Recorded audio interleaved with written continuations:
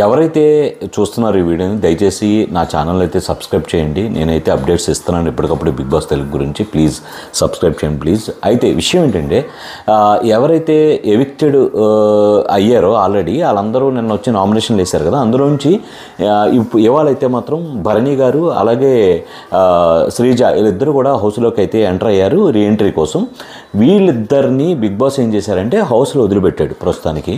ఆ వదిలిపెట్టి ఏంటంటే వీళ్ళిద్దరిలో ఉండి ఒకళ్ళైతే హౌస్లో ఉండిపోతారు, ఒకళ్ళు హౌస్ నుండి బయటకు వెళ్ళిపోతారు. లైక్ ఏంటంటే వీకెండ్ ఎలిమినేషన్ ఎలా జరుగుద్దో సేమ్ డిట్టో అదేలాగా వీళ్ళిద్దరిని మళ్ళీ రూమ్లో పిలవడమో లేదంటే హౌస్లో ఉంచి వీళ్ళిద్దరిలోంచి త్రూ అక్కడున్న హౌస్మేట్స్ నుండి ఓటింగ్ వేయడం కానీ లేదంటే బిగ్ బాస్ అనౌన్స్ చేయడం కానీ రెండింటిలో అయితే ఒకటైతే ఖచ్చితంగా జరుగుద్ది.